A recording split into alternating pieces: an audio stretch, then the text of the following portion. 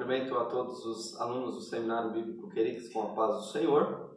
Hoje estamos na segunda videoaula para falar sobre a salvação, um ponto extremamente necessário e importante na vida do cristão, na caminhada cristã. O primeiro passo foi a fé para crer que Deus existe, crer que Deus ele pode nos abençoar, que Ele é galardoador daqueles que o buscam. E agora o segundo passo é ser salvo, receber a nossa salvação, compreender esse tão importante assunto. Tá? Então esse é o curso Primeiros Passos do Discipulado Bíblico Querix, do Discipulado nível 1, e eu e você poderemos meditar nesta videoaula sobre esse tema salvação, uma questão de escolha.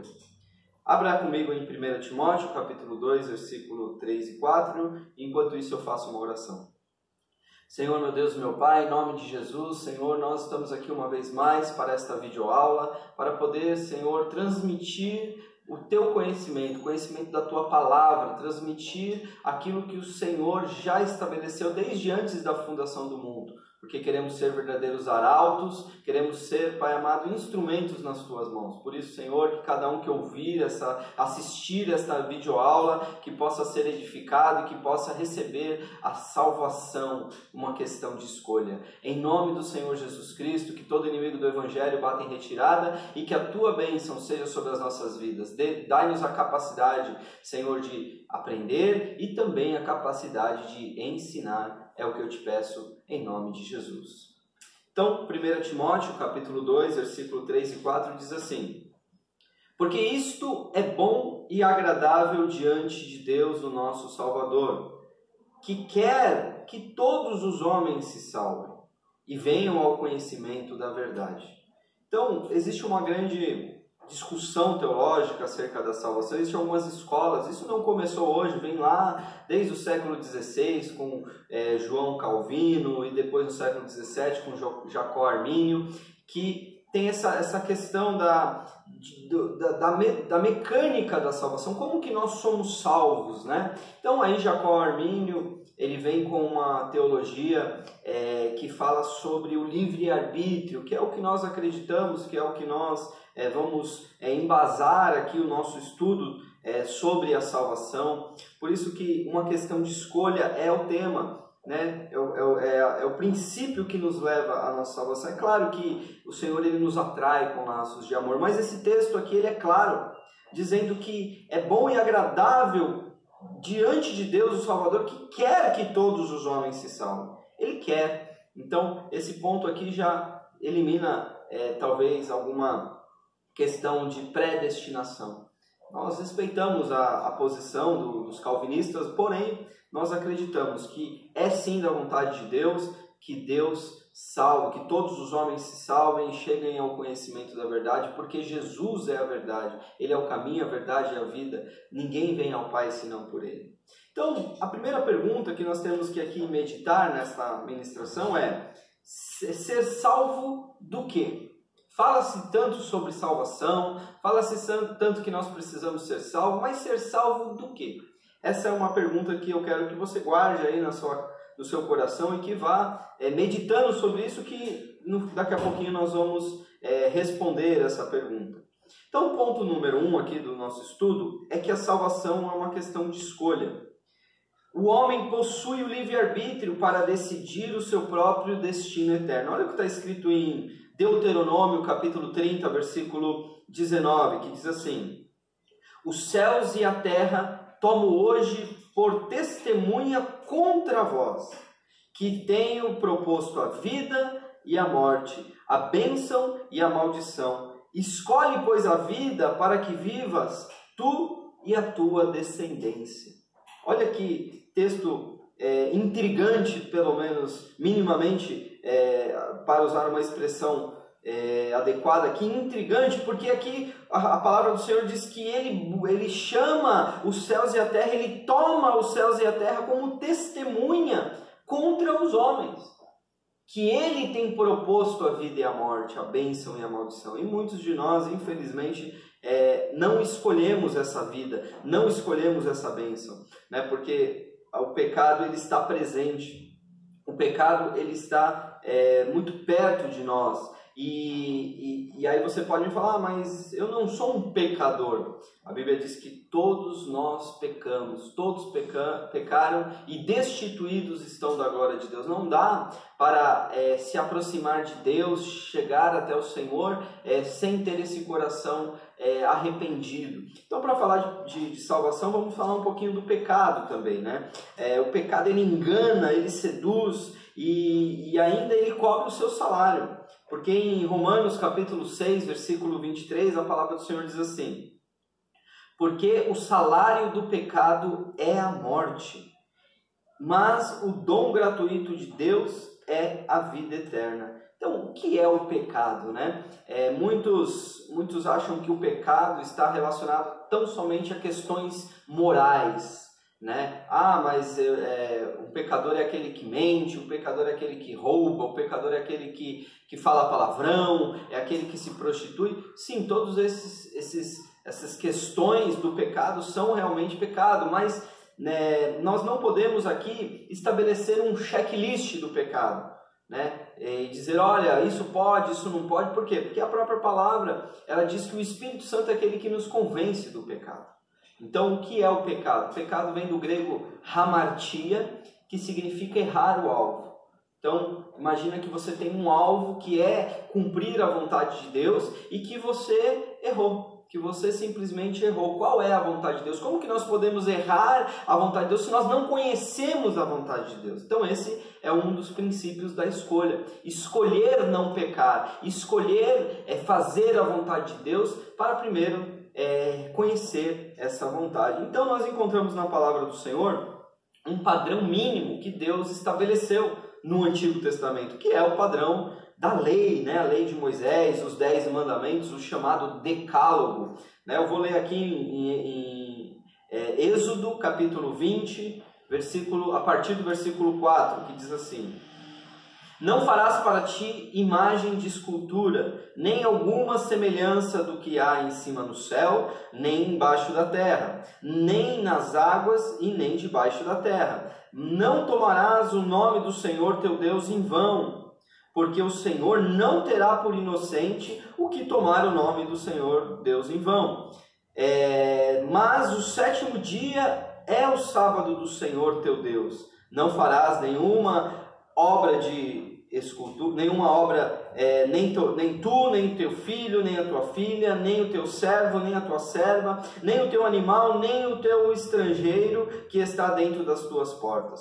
Honra o teu pai e a tua mãe, aleluia, para que te prolongues os teus dias sobre a terra.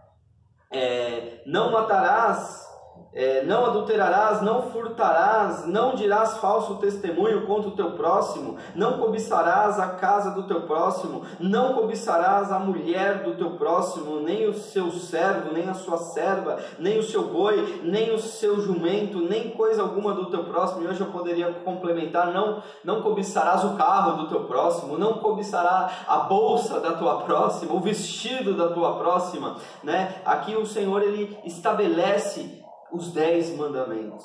Mas esses 10 mandamentos, eles são impossíveis de serem atendidos, né, de serem satisfeitos, que nós possamos, de ser cumpridos, é impossível. Por que que então Deus estabeleceu? Porque se você parar para pensar, quem de nós não erramos, né, em nenhum desse pecado, em nenhum desses... E isso aqui é só um exemplo, tá, irmão? Porque os 10 mandamentos é só um exemplo que foi escrito com o dedo de Deus nas tábuas da lei. Porém, os mandamentos são muito mais.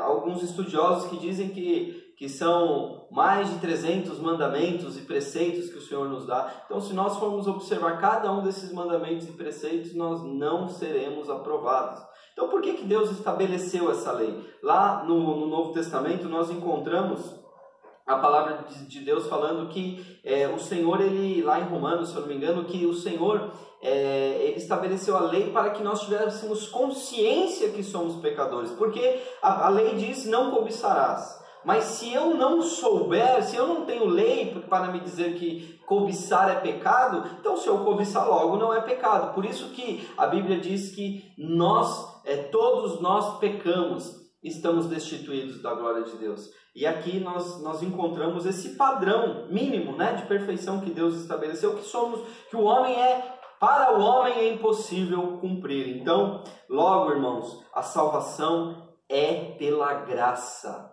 O que é a graça, né? A graça vem da palavra charis, que significa dom, presente, significa favor imerecido. Favor imerecido, nós não merecemos, mas por causa desta graça, o Senhor nos salva. Nós não fazemos boas obras para ser salvos, mas nós fazemos boas obras porque somos salvos, né? Olha o que está escrito em Efésios capítulo 2, a partir do versículo 8.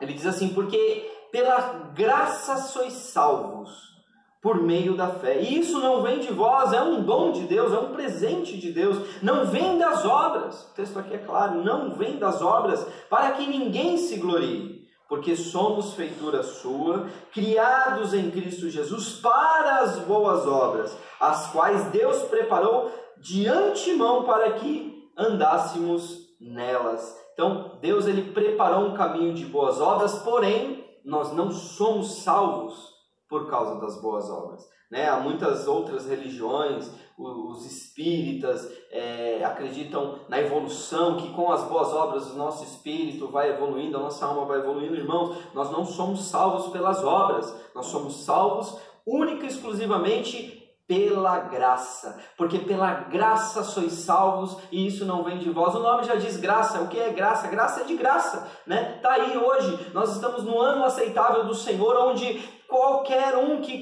se converter e aceitar Jesus como Senhor e Salvador da sua vida, tem acesso a essa maravilhosa graça. Então, irmãos, nós precisamos crer. Olha o que está escrito em João 3,16, esse texto tão conhecido por nós. Porque Deus amou o mundo de tal maneira que deu o seu Filho unigênito, para que todo aquele que nele crê não pereça, mas tenha a vida eterna. Então, irmão, crer em Jesus Cristo é a condição para ser salvo. É a condição, né, que nós tem até uma palavra que nós usamos, que é uma palavra até do direito, né, de uma palavra jurídica, que é sine qua non. O que é sine qua non? É uma condição essencial. Sem isso não é possível. Sem crer em Jesus Cristo não é possível. Não adianta eu fazer boas obras, não adianta eu ser um bom samaritano, ajudar ao próximo. Se não crer em Jesus Cristo, eu não tenho acesso a essa salvação, a essa graça tão maravilhosa. E quando eu recebo essa graça, quando eu creio com o coração, eu preciso o quê? Confessar. Existe a necessidade da confissão. Assumir a nossa fé publicamente é uma condição para sermos salvos. Nós precisamos assumir a nossa posição em Cristo, que nós cremos em Jesus Cristo, né? Olha o que está escrito em Romanos capítulo 10, versículo 9 e 10. A saber, se com a tua boca confessares ao Senhor Jesus e com o seu coração crer que Deus o ressuscitou dentre os mortos, será salvo, visto que com o coração se crê para a justiça e com a boca se faz confissão para a salvação. Então, irmãos, confessar é necessário. Nós não podemos ser agentes secretos de Jesus, né? Só você sabe, lá no seu trabalho, só você sabe que você é cristão. Não, irmãos, precisamos sim dar um bom testemunho. As pessoas elas precisam olhar, e quando vai ter o happy hour lá na empresa, onde todos vão sair para tomar cerveja, alguém vai falar: não chama fulano não, porque ele é crente, ele é evangélico. E eu e você temos que nos orgulhar disso, né?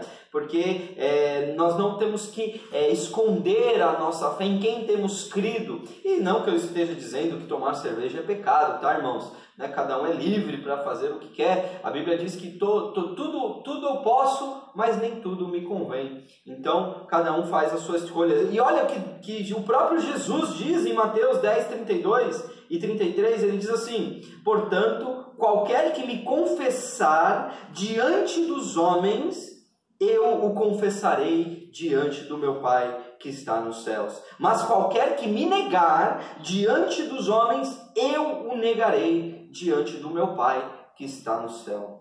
Pesada essa palavra, forte essa palavra. Sim, irmãos, o próprio Jesus diz que se alguém confessar ele aqui na terra diante dos homens, ele o confessará diante do Pai. Mas o oposto também é verdadeiro. Se alguém negar Jesus hoje aqui na terra, Jesus também negará o seu nome para o Pai que está no céu. Irmão, isso é muito sério. Se você é um evangélico, um crente, um cristão, confesse Jesus diante dos homens. Abra sua boca, fale do amor de Cristo, fale o que Deus tem feito em sua vida, porque nós precisamos confessar a nossa fé. Em quem temos crido, Jesus é o autor e consumador da nossa fé. Tá certo? E agora eu quero, já encaminhando aqui para o final, responder a pergunta que nós iniciamos aqui na meditação. Ser salvo do quê? Alguns dizem que nós somos salvos do diabo, outros dizem que nós vamos ser salvos do nosso pecado, enfim. Ser salvo do quê? Você já pensou? Você já meditou nessa resposta? Então eu vou te dar agora essa resposta. Devemos ser salvos da ira de Deus. É isso mesmo que você ouviu. Ser salvos da ira de Deus. Olha o que está escrito em Apocalipse capítulo 6, a partir do versículo 14. E os céus retirou-se como um livro que se enrola, e todos os montes e ilhas foram removidos dos seus lugares. E os reis da terra, os grandes, os ricos, os tribunos, os poderosos, e todo servo, e todo livre, e se esconderam nas cavernas e nas rochas das montanhas, e diziam aos montes e aos rochedos: caia sobre nós, e escondei-nos do rosto daquele que está sentado no trono e da ira do Cordeiro, porque é vindo o grande dia da sua ira, e quem poderá subsistir? Meu Deus, quem poderá subsistir? Aqui é claro que é uma palavra escatológica que ainda não se cumpriu, irá se cumprir, é algo que virá, acontecerá, quando ricos, juízes do Supremo Tribunal Federal, juízes, reis, presidentes da Câmara, presidentes do Senado, presidentes da República, juízes, tribunos, todos, ricos, pobres, servos, livres, escravos, trabalhadores, assalariados, desempregados, todos comparecerão diante do grande trono de Deus para ser julgado. E nesse contexto, a igreja já foi arrebatada. Neste contexto, nós somos pré-milenistas, né? Nós cremos que Jesus virá antes do milênio, né? O milênio será literal, e também somos pré-tribulacionistas, cremos que a igreja será levada antes desse período de grande tribulação, que é um período desse aqui, que as pessoas olharão e clamarão para que se escondam da ira de Deus. E é interessante, né? Esse texto nos revela o seguinte, porque algumas pessoas pensam na ira de Deus como Deus sendo um Deus irado no Antigo Testamento, e no Novo Testamento é um Deus de amor, um Deus salvador. Irmãos, aqui ele está falando: caiam sobre nós e escondei-nos daquele que está sentado no trono, Deus, e da ira do Cordeiro. A ira de Cristo, a ira de Jesus, ele descerá nos céus para julgar, e todos aqueles que renegaram, todos aqueles que pisaram no seu sangue, que desprezaram o seu sacrifício. Meu irmão, esses vão passar por um período muito complicado. A conversão cristã é um ato pelo qual a pessoa se volta do pecado para Jesus Cristo, tanto para obter perdão dos seus pecados, como para ser perdoado deles, ser liberto deles. Irmãos, a salvação é uma questão de escolha. Eu e você precisamos ser salvos. Eu e você precisamos nos achegar a Cristo. Nós precisamos romper com a nossa vida de pecado, com a nossa vida que não agrada ao Senhor. Irmãos, salvação é uma questão de escolha. Os céus e a terra tomam hoje como testemunha contra vós, que tenho proposto a vida e a morte, a bênção e a maldição. Escolhe, pois, a vida, para que viva tu e a tua descendência, em nome de Jesus.